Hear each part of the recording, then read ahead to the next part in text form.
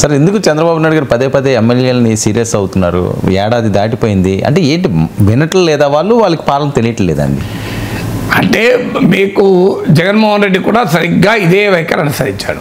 నా పైన వ్యతిరేకత కాదు, మీ పైన వ్యతిరేకత అని చెప్పి ఎలక్షన్ టైంలో ఎమ్మెల్యేలందరినీ క్యాండిడేట్ల మార్చి అటు నుంచి ఇటు షిఫ్ట్ చేసి చిలకలూరుపేట విడుదల రాజ్యం తీసుకొచ్చి గుంటూరు టౌన్లో పెట్టి ఎక్కడో విశాఖపట్నంలో ఉన్నవాడిని ఇంకెక్కడో గోదావరి జిల్లాలో పంపించి సో తన ప్రతాపాన్ని అంతా చూపెట్టాడు జగన్. ఏమైంది? ప్రజలు ప్రతాపాన్ని చూపెట్టారు.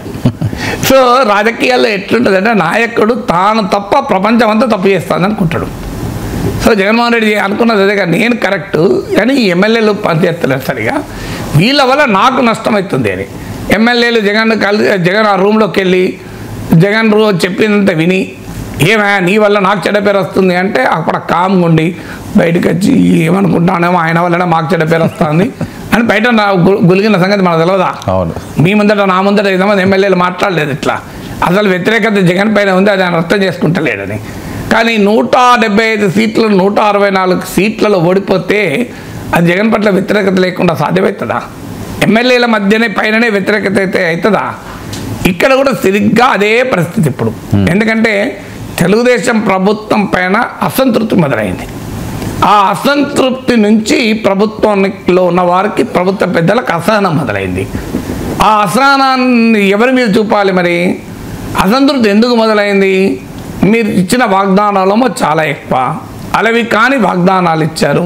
1000 కోట్ల అప్పులు చేసినా ఆ వాగ్దానాలను పూర్తిగా నెరవేర్చలేని పరిస్థితి.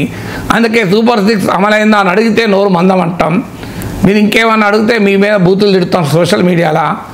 సో ఈ అటాక్ తప్ప ఇవన్నీ ప్రజలు నిలబెట్టాం. అల్టిమేట్గా ప్రజలు అడుగుతారు కదా, మీరు అడుగు నేను అడుగుడు ఓన్లీ వార్నింగ్ సిగ్నల్.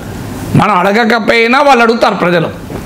మనం అడగకపోయినా మీడియాలో ఉన్న వాళ్ళు provide the warning signals of an impending crisis అంటారు అమర్త్య సేన్. సో మనం అడిగినా ప్రతిపక్షాలు అడిగినా they are only warning signal. అధికారంలో ఉండాలి 10 కాలాల పాటు అనుకునేవారు ఈ వార్నింగ్ సిగ్నల్స్ను ఆహ్వానించాలి, మెచ్చుకోవాలి, మీ వల్ల మాకు లాభం జరుగుతుంది అని. కానీ వీళ్ళు ఏం చేస్తారు? ఆ వార్నింగ్ సిగ్నల్స్నే కట్ చేయాలని చూస్తారు. వార్నింగ్ సిగ్నల్స్ కట్ అయితే ఏం జరుగుతుంది? మీకు వార్నింగ్ రాదు అంతే. కానీ మీకు ప్రజలే ప్రశ్నించడానికి ఆగదు కదా. సో అదే జరుగుతుంది. ఇప్పుడు ఏంటంటే ఎమ్మెల్యేలు ఇష్టారాజ్యంగా వ్యవహరిస్తున్నారని, క్షేత్రస్థాయిలో అవినీతికి పాల్పడుతున్నారని ఈ ఆరోపణలు తీవ్ర స్థాయిలో వస్తున్నాయి. సో దాంతో చంద్రబాబు నాయుడులో అసహనం మొదలైన మాట నిజం. అందుకే పదే ఎమ్మెల్యేలు అంటున్నారు. దానికి అనుకూల మీడియాలో వార్తలు ప్రసారం చేయడం ద్వారా ఒక నెరేటివ్ బిల్డ్ చేస్తారు. చంద్రబాబు నాయుడు చాలా గొప్పవాడు, కానీ ఎమ్మెల్యేలు ఆయన దెబ్బతీస్తున్నాడని. మరి ఆ ఎమ్మెల్యేలను పెట్టిందే చంద్రబాబు నాయుడు కదా. ఇప్పుడు జగన్మోహన్ రెడ్డి ఇదే అన్నాడు, మా ఎమ్మెల్యేలు తప్పులు చేస్తున్నాడు, నువ్వే కానీ వాళ్ళని పెట్టింది అన్నారు. ప్రజలు అందుకే తీర్పు చెప్పారు. చంద్రబాబు నాయుడు తప్పుందా ఒప్పుందా అన్నది కాదు, ఇప్పటికీ నిజమే, అనుమానం లేదు. చంద్రబాబు నాయుడు పట్ల వ్యతిరేకత లేదు, వ్యతిరేకత ఎమ్మెల్యేల పైన ఉంది, అది కరెక్ట్. కానీ అల్టిమేట్గా అది అక్కడే ఉండదు. అది అక్కడే ఉండకుండా అది ఇంకా పై లెవెల్కి వెళ్తుంది. అందువల్ల ఎమ్మెల్యేలు తప్పు చేస్తున్నారు, నాయకత్వం కాదు, రేపు భవిష్యత్తులో ఎమ్మెల్యేలు మార్చిపడేస్తాం. ఇవాళ కూడా వచ్చింది చూడండి, మీకు ఇట్లా చేస్తే నేను మార్చిపడేస్తాం అని.